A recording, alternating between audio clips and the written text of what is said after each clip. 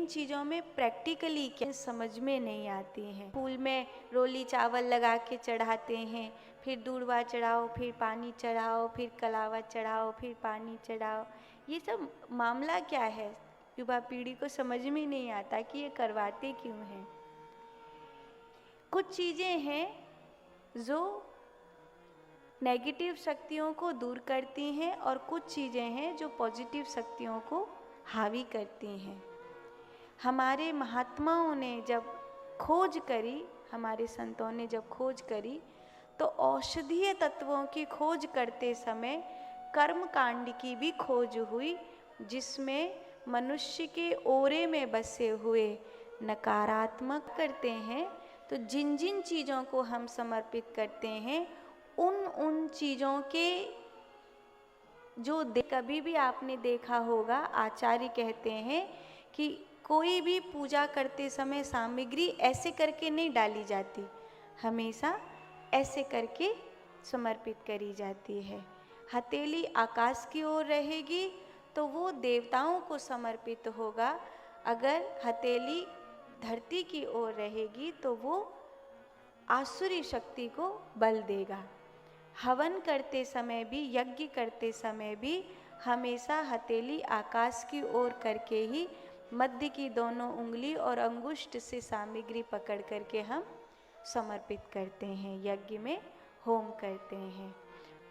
एक शब्द है स्वाहा और एक शब्द है स्वाहा। दोनों में अंतर क्या है? स्वाहा माने खत्म और स्वाहा माने सवाया। लोग कहेंगे कि दोनों से क्या फ़र्क पड़ेगा? बहुत बड़ा फ़र्क पड़ेगा। अगर आप यज्ञ में आहुति देते समय आपने हथेली नीचे की ओर की हुई है और आप स्वाहा बोल रहे हैं, तो आपको यज्ञ का कोई पुण्य मिलने वाला नहीं है। आपका बेड़ा गर्क ना हो जाए जब ही कह देना। अगर आप हथेली आकाश की ओर करके और यज्ञ में स्वाहा शब्द का उच्चारण कर रहे हैं, तो वो सवाया होगा और निश्चित रूप से आपने जिस मनोकामना से यज्ञ किया है देवताओं के द्वारा, उस यज्ञ का पुण्य आपको प्राप्त होगा ही होगा, इसमें कोई संदेह नहीं है। क्योंकि नियति ने, प्रकृति ने, जैसे छोटी छोटी गोली है, आप कहो एक छोटी सी गोली इतने लंबे चौड़े शरीर में क्या कर देगी, लेकिन एक छोटी सी गोली है,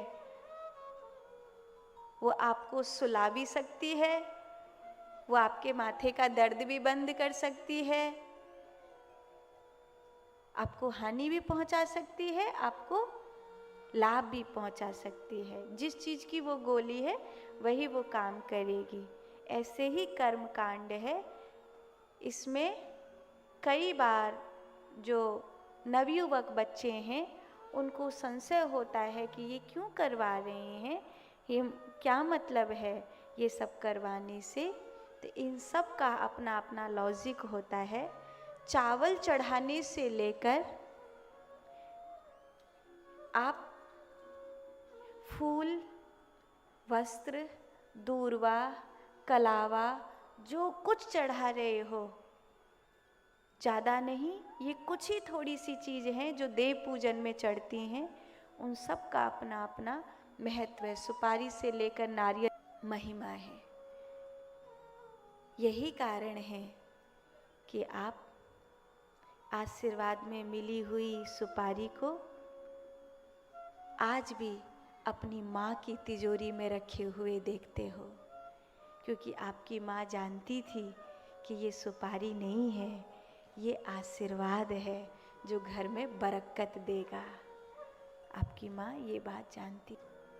अगर आप इन चीज़ों की मजाक उड़ाएंगे तो हो सकता है आप उस पॉजिटिविटी से वंचित रह जाओ जो आपके माता पिता आपको देना चाहते हैं।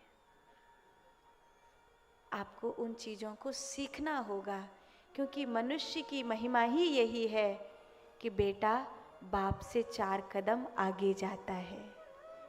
यही मनुष्य की महिमा है।